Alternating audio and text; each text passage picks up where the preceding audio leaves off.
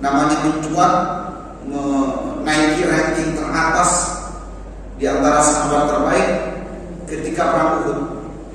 Jadi salah satu yang membuat nama Talha itu tenar kebaikannya, kemuliaannya itu ketika perang Uhud. Hatta inna Nabi sallallahu alaihi wasallam qala, ketika perang Uhud Nabi bersabda, aujab, yakni wajibat lahu jannah.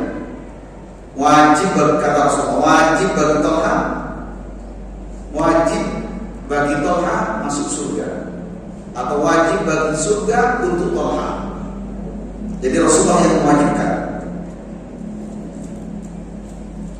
Wa kana Abu Bakar radhiyallahu anhu idza dzakara yaum Uhud.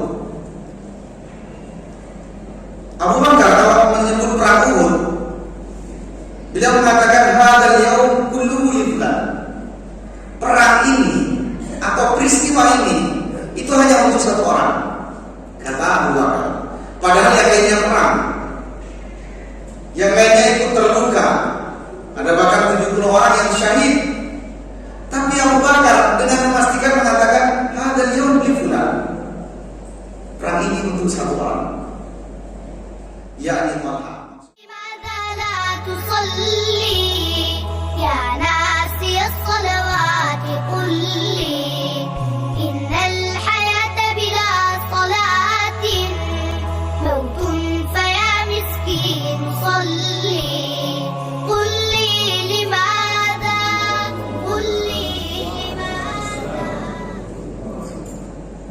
Alhamdulillahirabbil alamin, wassalatu wassalamu ala asyrafil anbiya'i wal mursalin wa ala alihi wa ashabihi wa dhurriyyatihi wa man ihtada bi hadihi wa man sara bi nahjihi ila yaumiddin.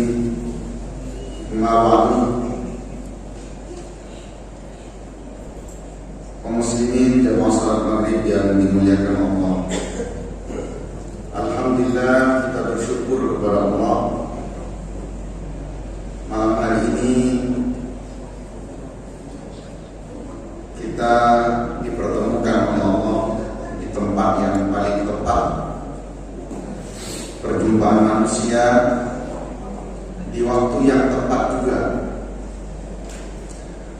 Salah satu yang menunjukkan bahwa kita ini baik, kita berada di tempat dan di waktu yang tepat. Kita berada di masjid rumah Allah, dan kita berada di waktu yang tepat, yaitu kita menunggu dua waktu sholat, di antara dua waktu sholat. Baru saja kita laksanakan sholat maghrib dan kita menunggu sholat isya sambil menyimak kajian. Mudah-mudahan semua ini menjadi kebaikan bagi kita semua dan menjadi sesuatu yang kita banggakan kelak pada yaumul qiyamah. Sallallahu wasallam, semoga senantiasa tercurah untuk Nabi Muhammad sallallahu alaihi wasallam. Kita berada di sini tentu dengan izin Allah, tapi karena perjuangan Rasulullah juga kita berada di sini. Beliau yang menjadi tauladan kita, yang menyebarkan ajaran Allah. Wa jahada fi sabilihi haqqa jihadi. Beliau benar-benar berjuang di jalan Allah sebenar-benar perjuangan, sehingga beliau mampu menjelaskan kepada para sahabat apa maksud Allah menciptakan kita, bagaimana caranya agar Allah memberikan keridhaannya kepada kita. Kemudian para sahabat menyampaikan kepada generasi setelahnya terus sampai Islam itu tiba di negeri kita yang kita cintai. Allahumma shalli wa sallim wa zid wa barik wa an'im ala nabiyyina Muhammadin sallallahu alaihi wasallam. Jamaah salat maghrib yang dimuliakan Allah, kajian kita pada petang hari ini tentang satu sosok manusia di antara manusia teragung yang menjadi pengikut Rasulullah SAW, yaitu sahabat Talha bin Ubaidillah.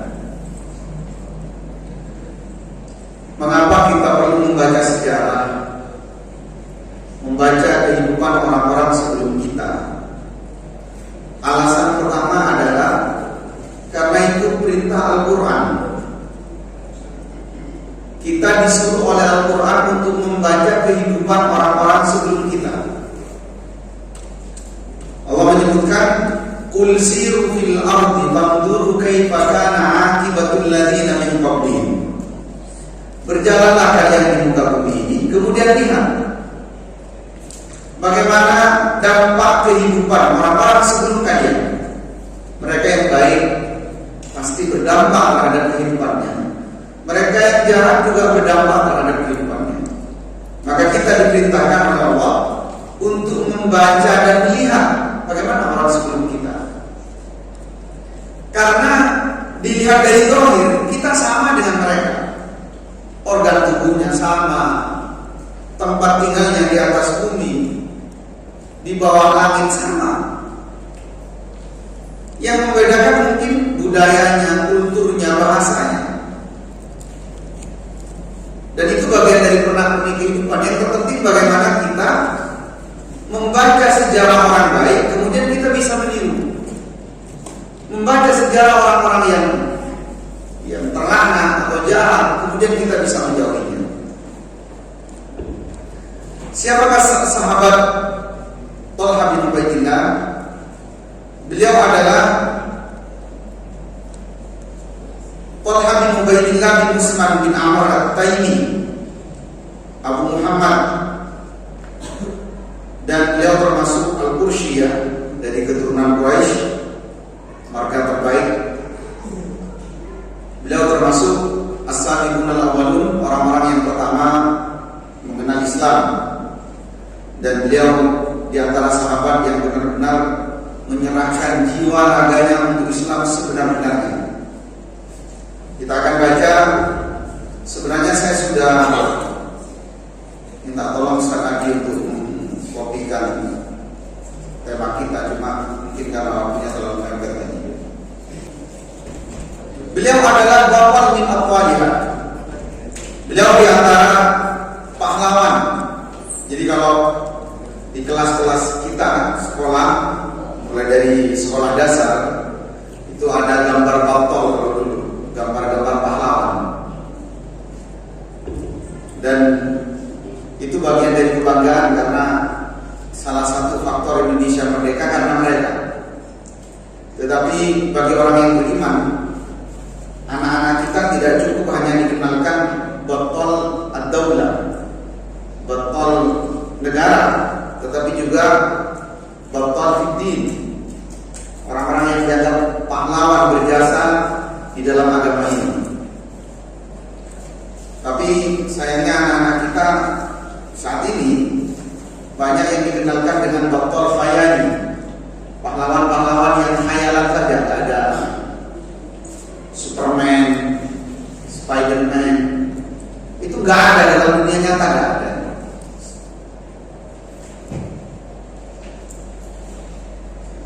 Nah, bagaimana kita mengenal di antara botol-botol itu, pahlawan-pahlawan itu dikenalkan di antaranya adalah para sahabat Nabi.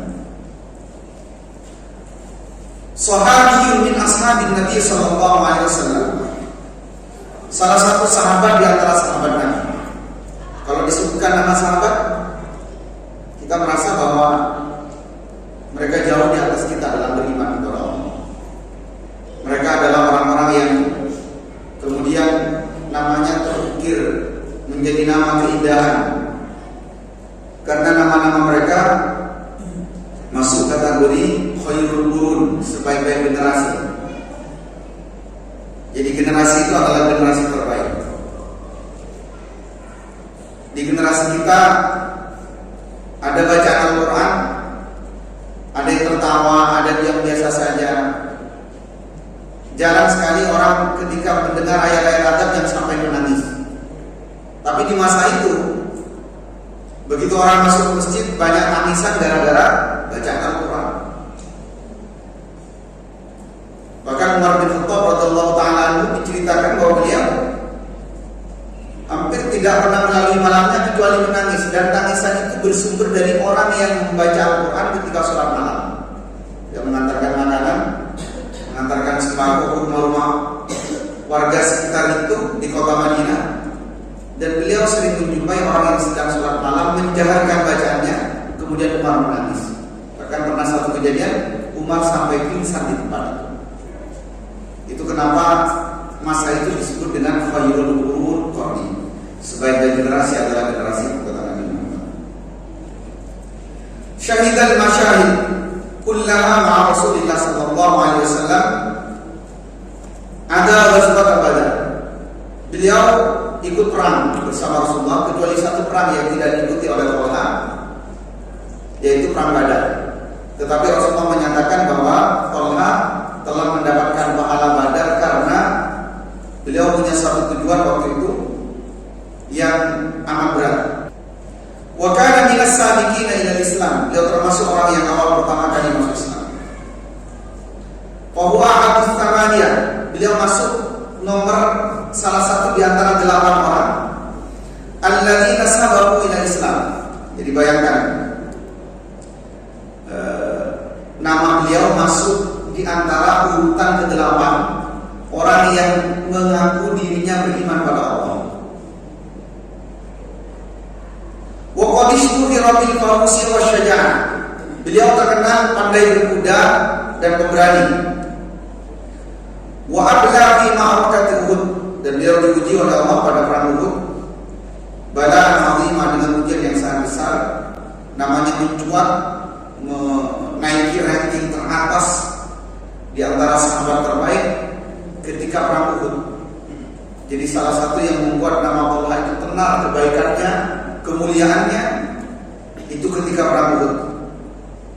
Hatta inna Nabi sallallahu alaihi wasallam qala, ketika perang Uhud Nabi bersabda, aujab, yakni wajibat lahu jannah. Wajib kata Rasulullah, wajib bagi Talha, wajib bagi Talha masuk surga, atau wajib bagi surga untuk Talha. Jadi Rasulullah yang mewajibkan. Wa kana Abu Bakar radhiyallahu anhu idza dzakara yaum Uhud. Abu Bakar kalau menyebut perang Uhud, beliau mengatakan hadzal yaum kulluhu li fulan. Perang ini atau peristiwa ini itu hanya untuk satu orang, kata Abu Bakar. Padahal yang lainnya perang, yang lainnya ikut terluka, ada bahkan 70 orang yang syahid. Tapi Abu Bakar dengan memastikan mengatakan hadzal yaum li fulan. Perang ini untuk satu orang, yakni Talha, maksudnya adalah untuk Talha. Kenapa? Karena benar-benar menunjukkan perjuangannya pada peristiwa itu. Walamma qadima Nabi sallallahu alaihi wasallam, ketika Nabi datang al-Madinah, ke kota Madinah, akha bainahu wa baina Abi Ayyub al-Ansari. Nabi menjadikan Talha ini saudara dengan Abu Ayyub. Masyhur ya kisahnya, di antara tugas Rasulullah yang beliau laksanakan saat itu, begitu Rasulullah ditolak di kota Mekah, diusir, beliau kemudian datang ke kota Madinah. Ada 3 pekerjaan yang beliau lakukan saat itu. Yang pertama adalah yata'alaha bainal muslimin, menjadikan orang Islam bersaudara. Jadi orang Muhajirin dan orang Ansor dipersaudarakan. Mereka sebelumnya tidak kenal wajah, tidak kenal nama, tidak kenal marga, tidak tahu siapa yang akan datang. Tapi kemudian mereka begitu ditunjuk oleh Rasulullah, kamu saudaranya ini, kamu saudaranya ini, mereka langsung mau. Sama anak-anak muda kita sekarang sedang ada acara IPM ya, kan tidak kenal wajah dari mana-mana. Begitu satu bendera sampai di Madura, oh ini saudara kita. Jadi ketika para sahabat datang ke kota Madinah, Allah menyebutkan dalam Al-Quran, walau kana bihim khasasah, mereka punya keperluan, mereka butuh sesuatu, tapi karena saudaranya yang datang ini lebih butuh, mereka serahkan kepada saudaranya. Wa may yuqa syuhha nafsihi fa ulaika humul muflihun. Siapa orang yang selamat dari kebakhilan, mereka adalah orang-orang beruntung. Dan mereka orang-orang Ansor, termasuk Abu Ayyub Al-Ansori, ini termasuk orang yang beruntung. Kenapa? Karena dia sebelumnya tidak tahu Tolha. Begitu dikenalkan oleh Rasulullah, Tolha ini saudara Abu Ayyub. Maka kemudian Abu Ayyub menjadikan Tolha sebagai saudara. Yang masyhur adalah di antara peristiwa yang ta'ala itu adalah ketika Rasulullah mempersaudarakan Ibnu Rabi dengan Abdurrahman bin Auf.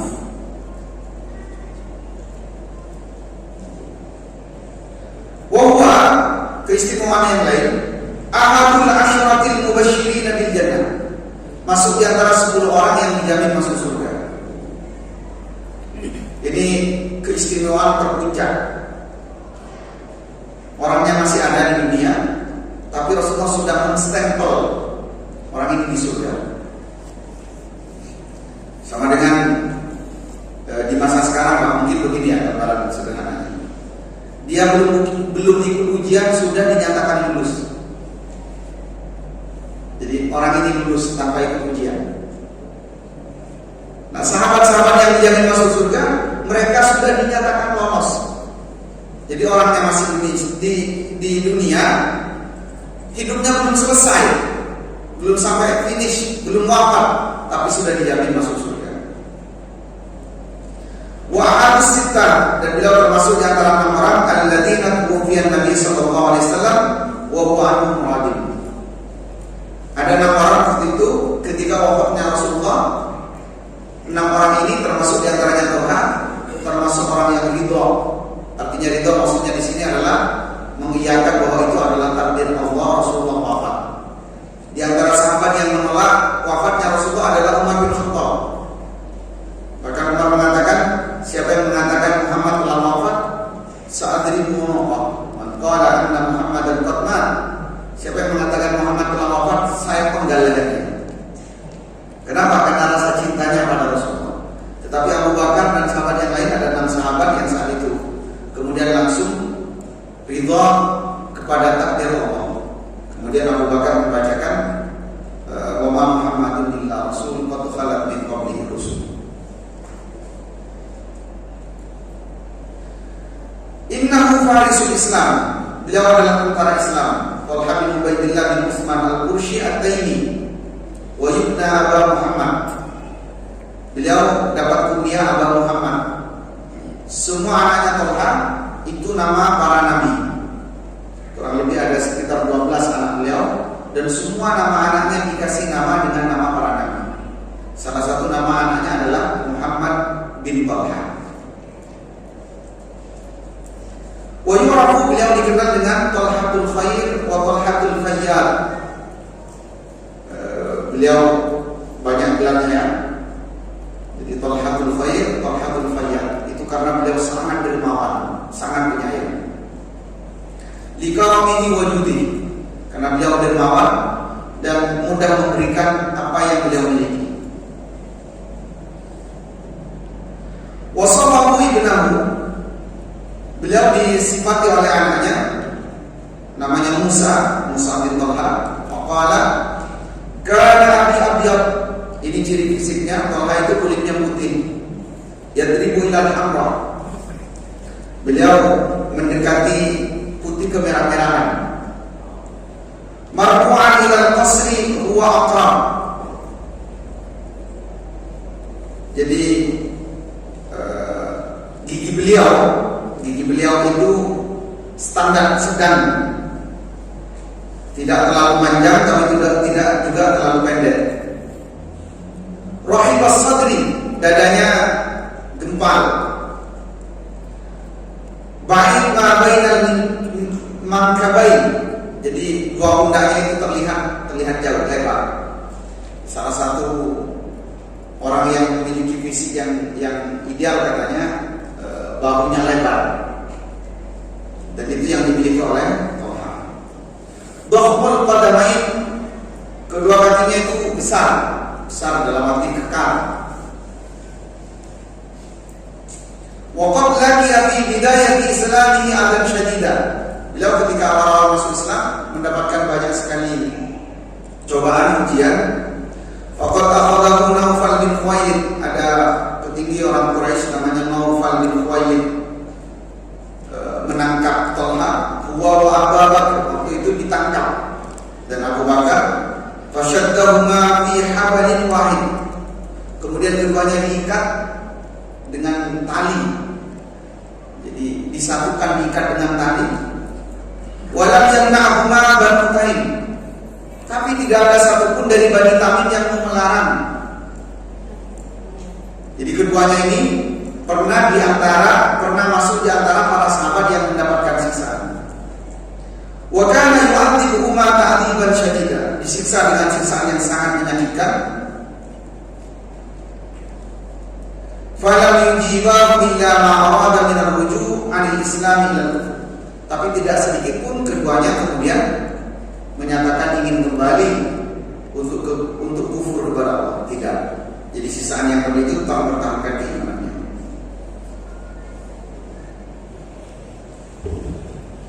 Kemudian jamaah yang dimuliakan Allah, kenapa tadi disebutkan Talha ini namanya mencuat ketika perang Uhud? Karena beliau fi yaumi Uhudin min difa'in 'anil Nabi sallallahu alaihi wasallam. Beliau ketika perang Uhud itu benar-benar melindungi Rasulullah sallallahu alaihi wasallam. Waktu itu taka surah musyrikun 'ala Nabi. Orang-orang musyrik sudah berkumpul, mereka menyiapkan kekuatan untuk membunuh Rasulullah. Yang peristiwa itu dimulai ketika para sahabat yang diperintahkan oleh Rasulullah untuk bertahan di atas bukit Uhud, kemudian mereka turun karena menganggap bahwa umat Islam saat itu sudah menang. Maka kemudian bukit ini dikuasai oleh Khalid bin Walid yang saat itu masih menjadi panglimanya kafir Quraisy. Ketika itulah orang-orang kafir mulai menang dan mereka benar-benar merencanakan untuk membunuh Nabi Muhammad SAW. Fakana, maka Talha yahmihi bijasadihi, Talha melindungi Nabi SAW dengan tubuhnya. Anin nabali wassuyufi antusibahu. Jadi Rasulullah saat itu terkepung, beliau ada yang menyebutkan terhimpit di sekitaran bukit Uhud itu. Lalu orang-orang kafir Quraisy memanah dan menembak Rasulullah dari jarak yang sangat dekat. Rasulullah meminta, ada 12 sahabat yang diminta untuk naik melindungi beliau. Rasulullah mengatakan, naiklah ke tempatku, lindungi aku, kata Rasulullah. Kemudian satu persatu sahabat yang melindungi Rasulullah ini gugur. Dan sejak pertama Talha sudah menawarkan, "Ana ya Rasulullah, saya ingin melindungi Anda ya Rasulullah." Tapi kemudian semuanya ditolak permintaan Talha bin Ubaidillah. Bukan kamu wahai Talha. Sampai ke-11-nya kemudian Talha mengatakan, "Saya Rasulullah, saya ingin melindungi." Kemudian Talha naik ke tempat itu di mana Rasulullah terkepung, dan Talha melindungi tubuh Rasulullah dengan tubuhnya, sehingga di bagian belakang tubuhnya itu penuh dengan tombak dan anak panah. Ada khilaf di antara para sahabat, ada yang mengatakan innahu jaraha yawma Uhud arba'atan wa ishrina jarhan. Ada luka besar di tubuh Talha, itu sekitar 24 luka tusukan. Tapi yang masyhur, yang sangat masyhur, itu beliau sampai luka 79 luka di tubuhnya ketika peristiwa Uhud demi menyelamatkan nyawa Rasulullah SAW. Ini menunjukkan bahwa betapa sayang Talha sehingga merelakan nyawanya demi keselamatan Rasulullah SAW. Ma baina darbatin bisayfin wa ta'anatin bi ramhin wa sallat asabi'an. Bahkan riwayatnya masyhur ya, beliau terkena banyak luka sehingga jari-jarinya terputus. Jadi Talha itu selepas perang Uhud tidak punya jari-jari, bahkan tangannya itu menjadi lumpuh demi menyelamatkan Rasulullah SAW.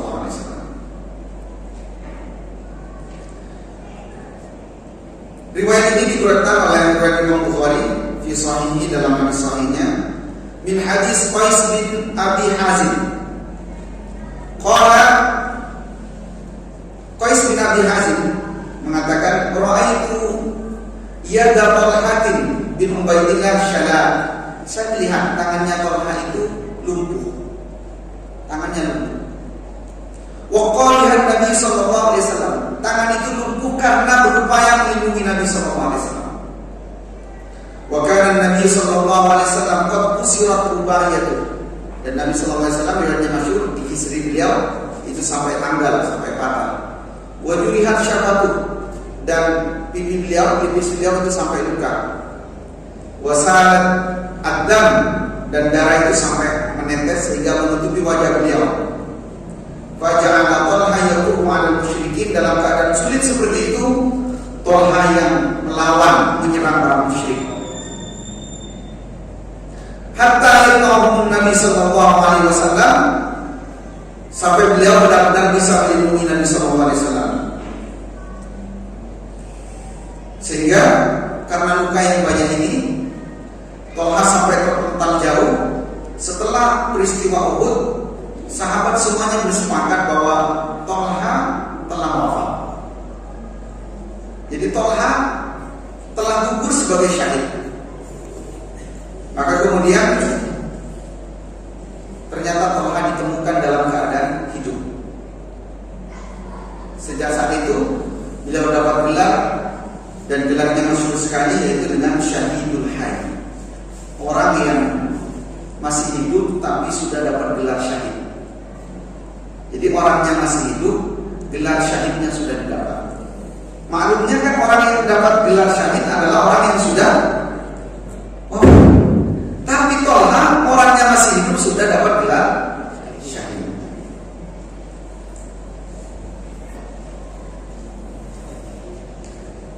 Ada riwayat dari Nabi sallallahu alaihi wasallam, riwayatnya Imam Tirmidzi. Nabi bersabda, "Man sarrahu an yanzura ila syahidin."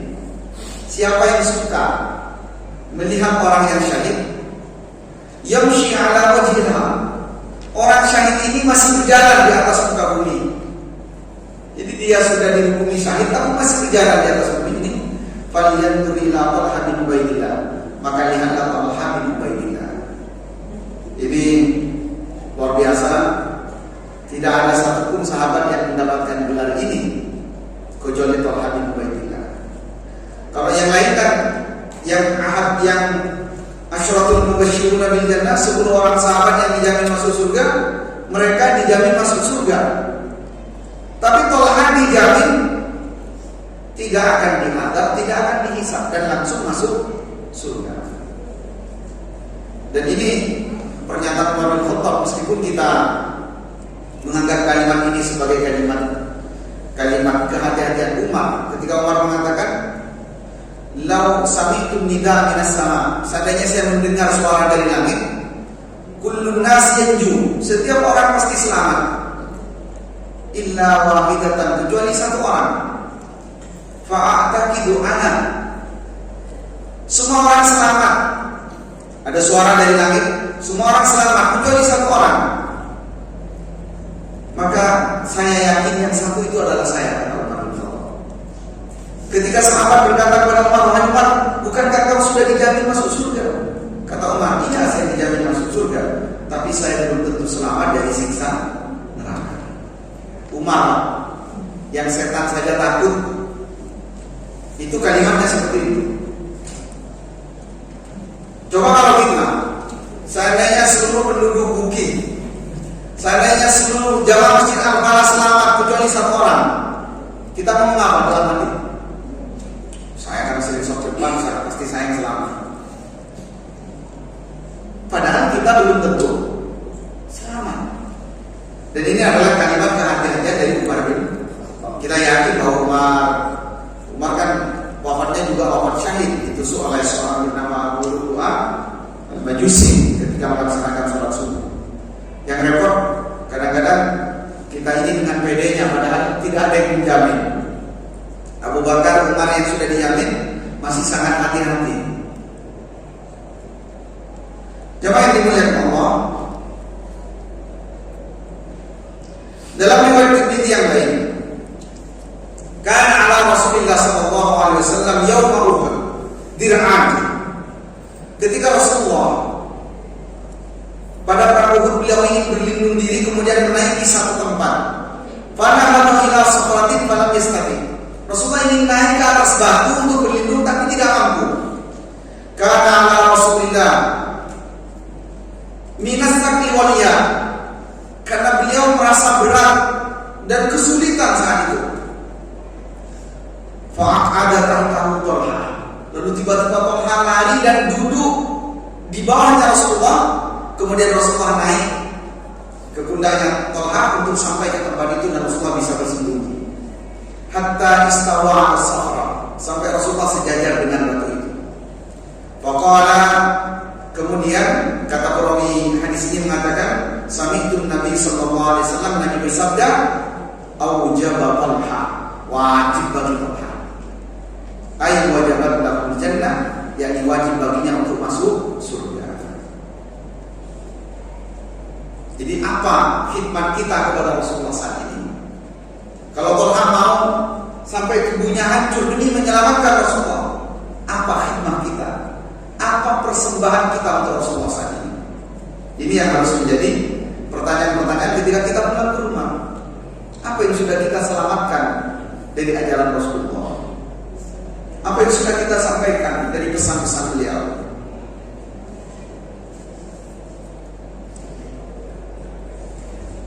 Kemudian yang lain dimuliakan Allah,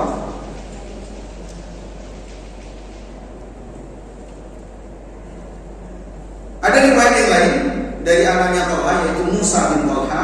Qala, ini setelah lama wafatnya Talha, dakhaltu ala Muawiyah, saya pernah masuk ke ruangannya Muawiyah bin Abi Sufyan, salah satu sahabat yang juga agung. Beliau khalifah pertama dari dinasti Bani Umayyah. Faqala, kemudian Muawiyah berkata, "Ana ubasyiruk, maukah kamu saya berikan satu kabar gembira?" Tentu anak ini menjawab, anaknya Talha ini, Musa bin Talha menjawab, "Iya, bala. Sami'tu Rasulullah sallallahu alaihi wasallam yaqul," saya mendengar Rasulullah bersabda, "Talhatun, Talha adalah mimman qadha nahbah, masuk di antara orang yang benar-benar mewujudkan cita-citanya." Kenapa? Karena Talha di antara orang yang benar-benar menyerahkan jiwa raganya untuk agama Allah.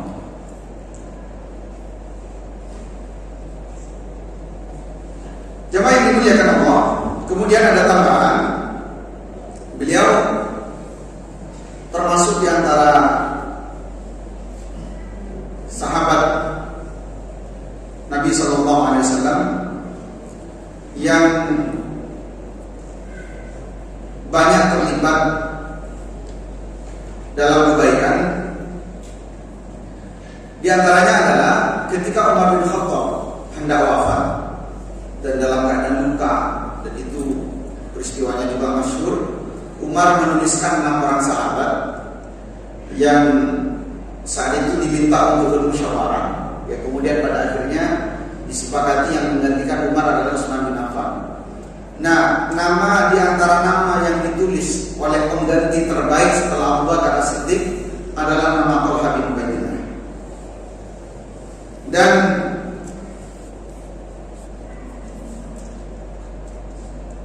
disebutkan di sebagian manaqib bahwa beliau itu kalau lihat punggungnya Talha ketika perang Uhud, itu para sahabat seperti melihat landak. Jadi anak panah yang menancap di punggungnya itu seperti kita melihat landak, karena banyaknya anak panah yang menancap di punggungnya. Kemudian ada beberapa nasihat disebutkan dua di sini. Nasihat yang sangat terkenal dari Talha bin Ubaidillah yang membuat kita mesti ingin mengikuti jejak beliau. Yang pertama adalah inna la nadibu amwalina bi amwalina ma yajidul bukhala lakinnana natasabar. Kami ini semua, kata Talha, ketika kami memiliki harta, perasaan kami itu sama sebenarnya dengan orang-orang yang bakhil. Yang membedakan adalah karena kami ini orang yang dermawan, orang yang sabar. Kalimat ini jemaah yang dimuliakan Allah sebenarnya mengiyakan perasaan kita bahwa orang ketika memiliki harta itu sama perasaannya, pasti eman. Siapa yang tidak eman dengan hartanya? Karenanya yang membedakan kita dengan mereka yang bakhil adalah karena kita sabar dengan perasaan kita. Sabar dalam arti begini, kita tahu bahwa perasaan ini tidak benar. Umayyub bersyukur nafsi kaulai kaum muflihun tadiya. Siapa yang menyelamatkan dirinya, yang melindungi dirinya dari kebakhilan, mereka adalah orang yang sukses. Dan menurut Tolha, yang melindungi dari kebakhilan adalah orang yang sabar. Lakinnana natasabar. Coba tanya orang yang beli, kenapa tidak mengasih? Ya karena emang. Orang yang dermawan kenapa mau ngasih? Karena dia sabar bahwa perasaannya itu tidak benar. Sehingga ini sesuai dengan sabda Rasulullah SAW. Rasulullah pernah bertanya di hadapan para sahabat, ayyukum malu warisihi ahabbu ilaihi min mali. Coba saya tanya kepada Rasulullah, siapa di antara kalian yang lebih mencintai harta ahli warisnya daripada harta dirinya sendiri? Qalu, para sahabat menjawab, ya Rasulullah, ma minna ahadun illa maluhu ahabbu ilaihi. Pasti semua orang, ya Rasulullah, lebih suka hartanya sendiri daripada harta yang akan dia wariskan. Qala, maka Nabi bersabda, fa inna ma lahu ma qaddam. Harta yang benar-benar akan jadi miliknya adalah harta yang dia persembahkan untuk agama. Itu hartanya. Wa ma la warisi ma akhar. Tapi harta yang dia simpan, yang dia eman, yang dia pelit, yang dia cerai, itu adalah harta ahli warisnya. Jadi harta kita itu sebenarnya hanya akan terbagi dua, benar-benar harta kita atau harta ahli waris kita. Yang harta kita adalah harta yang kita persembahkan untuk agama, masuk ke kotak amal, diberikan ke lembaga pendidikan, diberikan kepada fakir miskin, kerabat yang membutuhkan. Itu adalah harta kita yang sebenarnya. Tapi harta ahli waris kita adalah harta yang kita simpan, yang kita ketakutan itu. Nah, ini kalimat yang luar biasa dari Tolha. Jadi kata Tolha bin Ubaidillah, inna la najidu bi amwalina ma yajidu al-fukhala lakinnana natasabar. Kita ini sama sebenarnya perasaannya dengan orang-orang yang baik, tapi kita lebih sabar dengan harta kita, dengan jiwa kita. Kemudian jamaah yang dimuliakan Allah, di antara kalimat indah yang pernah disampaikan oleh Tolha bin Ubaidillah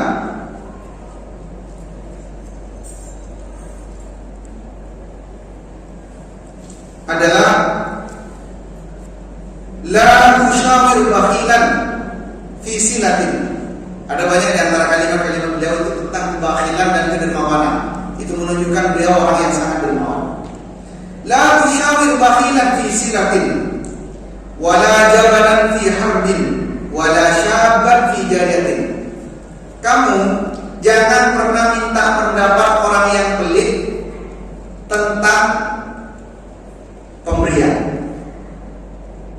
Jangan pernah bermusyawarah dengan orang pelit tentang pemberian. Dan jangan pernah bermusyawarah dengan orang yang pengecut, penakut tentang perang. Dan jangan pernah bermusyawarah dengan anak muda tentang anak perempuan. Ini kalimat yang juga luar biasa. Maksudnya apa? Pertama, kalau kita ingin bersedekah, konsultasinya jangan sampai ke orang yang salah. Kita mau nyumbang, baru dapat gaji mau nyumbang, datang ke saudara yang pelit. Saya mau sedekah ini, gimana pendapat? Kamu tidak mikir anakmu, nanti yang mau dimakan apa? Kasih istrimu, bentar lagi hari raya. Itu kalau konsulnya ke orang yang salah. Tapi kalau konsulnya ke orang yang benar, kalau mau sedekah kata Allah, jangan konsul dengan orang yang bakhil, tapi konsullah dengan orang yang dermawan. Tapi kalau orang yang dermawan kita datang, saya mau sedekah ini gimana? Ya keluar, tidak apa-apa. Pasti Allah ganti. Anfik unfik. Kalau kamu infakkan, Allah yang akan ganti, pasti itu. Jadi begitu. Nah, kebanyakan kita ketika konsultasi tentang sedekah, itu kita banyak berkonsultasi dengan orang yang pelit. Siapa yang paling pelit di rumah kita? Siapa? Pada takut mau jawab. Jadi keadaan kita sedekah itu minta pendapat kepada orang yang paling rinci urusan harta. Tapi yang masyhur ya, Tolha ini istrinya juga sangat dermawan. Sehingga pernah Tolha pulang dari Syam dapat keuntungan sekitar 700.000 dirham. Itu banyak itu. Sekitar 35 miliar pulang dari Syam. Sampai di rumahnya nggak bisa tidur, mikirin uang itu.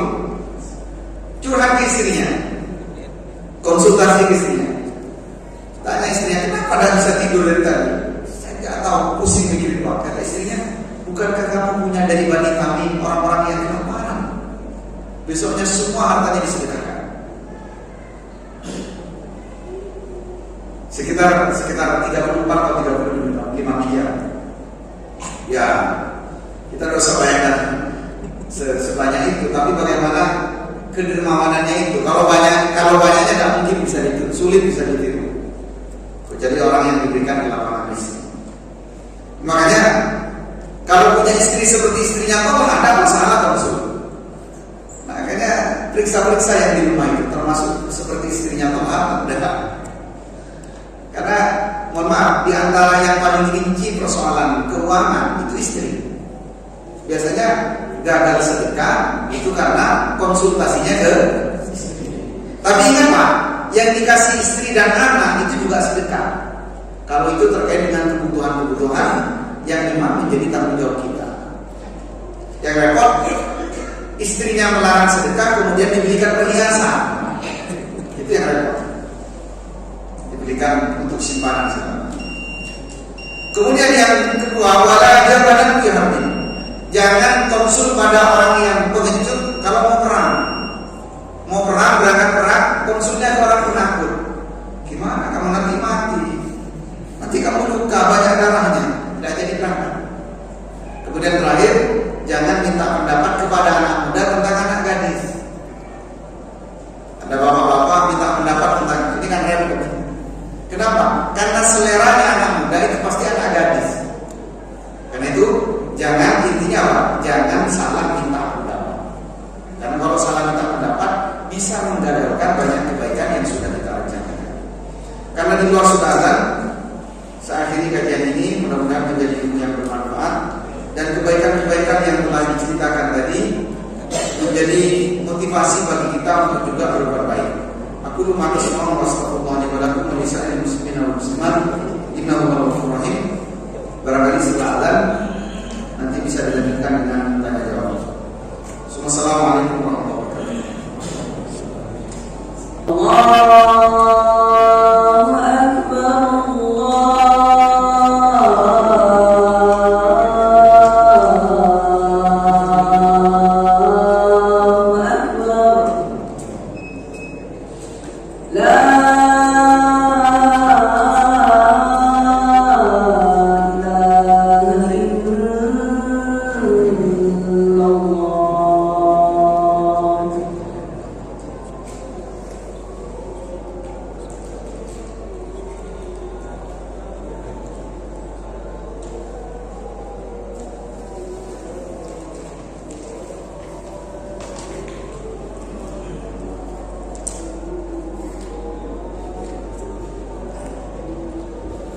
Baik, sebelum iqamah barangkali ada hal yang perlu didiskusikan terkait dengan tema atau tema yang kita bahas pada malam hari ini. Silakan.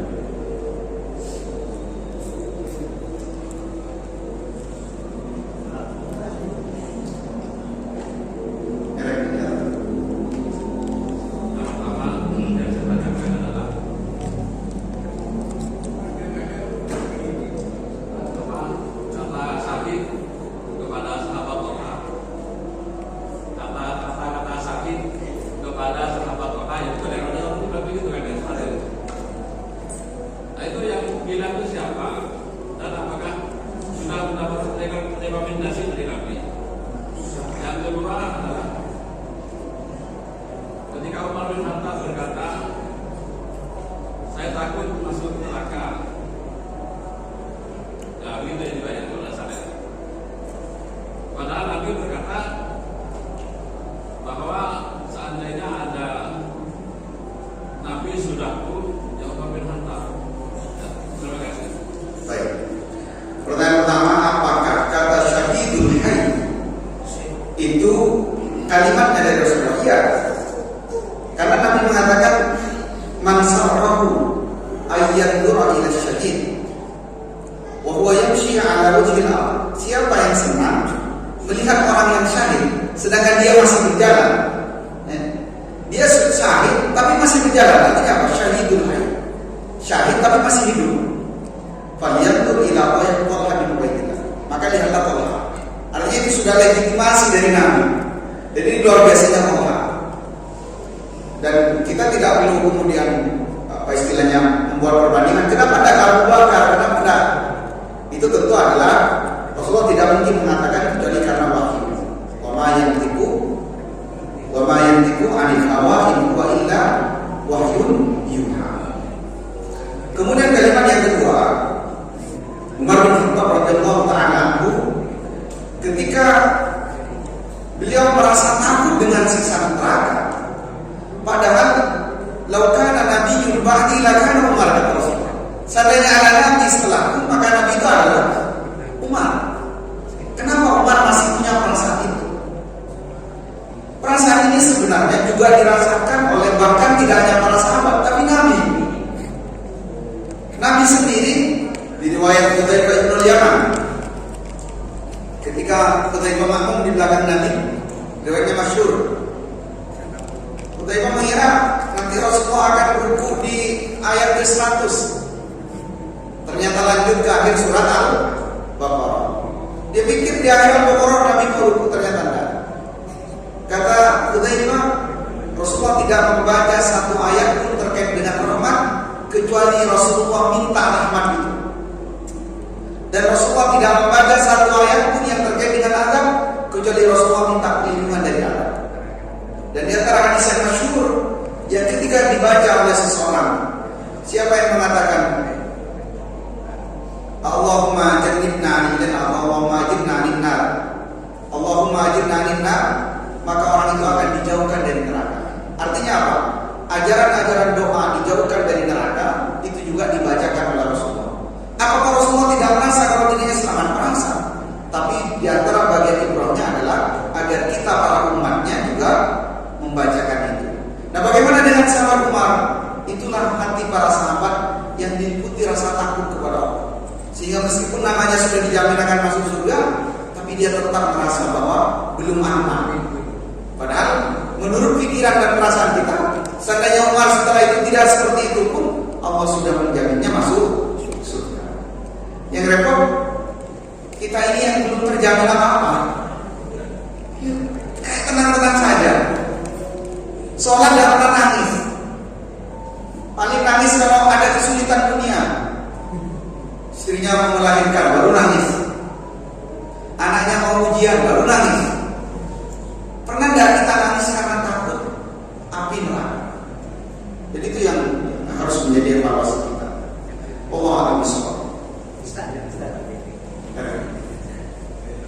Assalamualaikum warahmatullahi wabarakatuh. Tentang sedekah, Ustaz. Bagaimana orang yang bersedekah yang motivasinya karena balasan lipat ganda? Balasan ya, karena balasan lipat gandanya. Kemudian bahkan diviralkan. Viral begitu. Nah, itu bagaimana hukumnya dan ujung-ujungnya apa kebaikan yang diperoleh? Sekian. Assalamualaikum warahmatullahi wabarakatuh.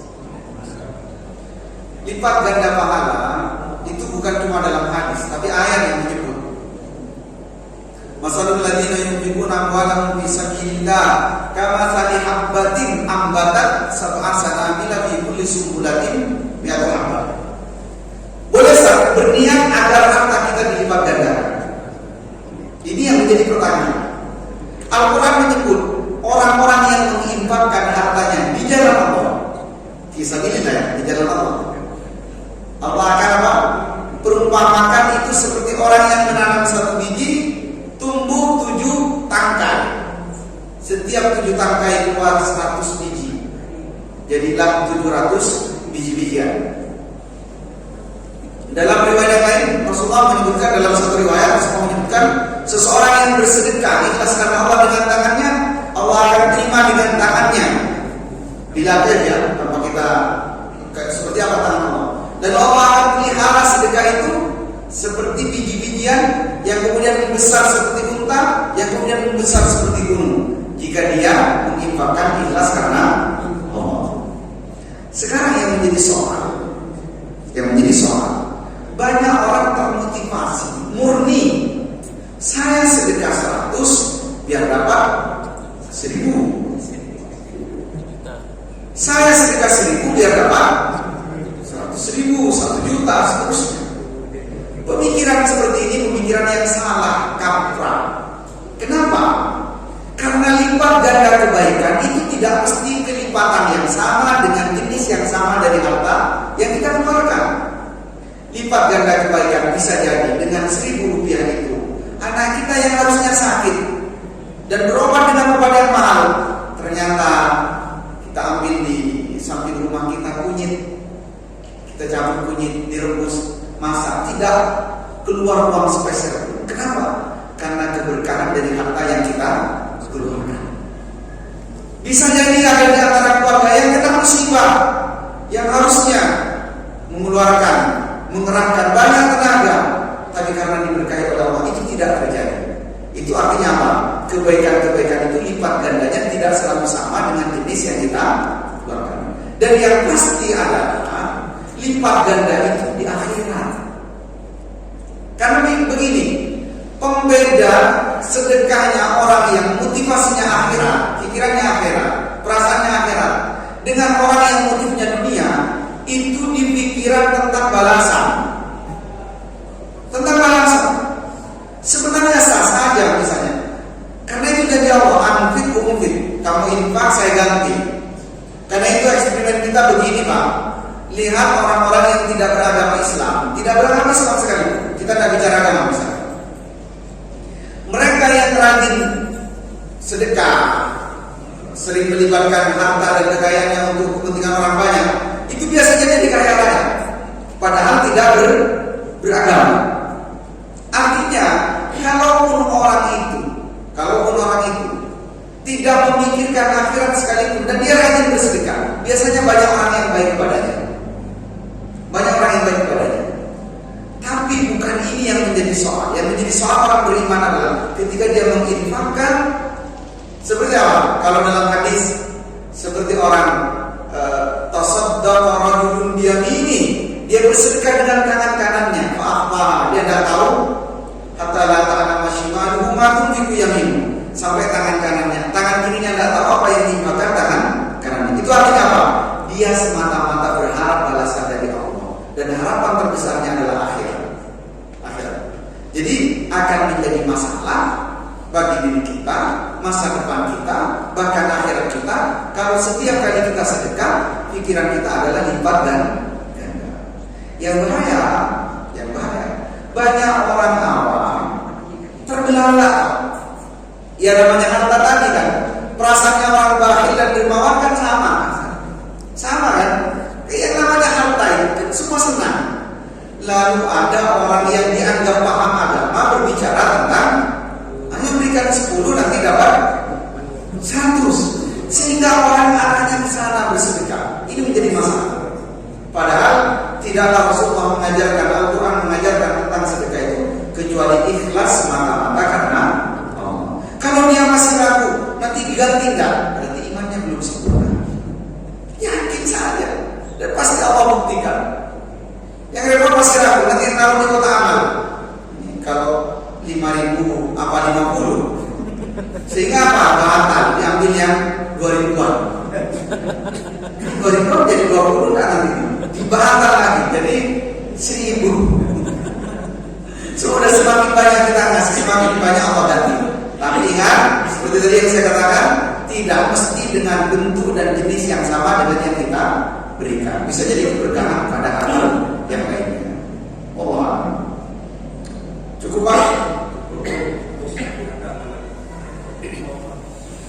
Baik, kita mohon kepada Allah agar kesalahan kita di majelis ini diampuni oleh Allah Subhanahu wa taala. Subhanallahumma wa bihamdihi asyhadu an la ilaha illa anta astaghfiruka wa atubu ilaik. Alhamdulillah.